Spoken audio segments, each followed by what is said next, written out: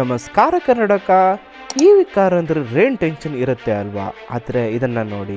ಇವತ್ತು ನೀವು ನೋಡ್ತಾ ಇರೋದು 2026 ಸುಜುಕಿ ಈ ವಿಟಾರ.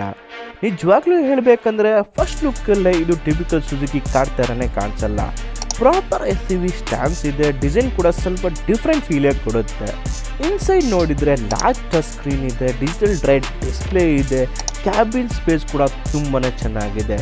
EV ಅಂದರೆ ಜನರು ಫಸ್ಟು ಕೇಳೋದು ರೇಂಜ್.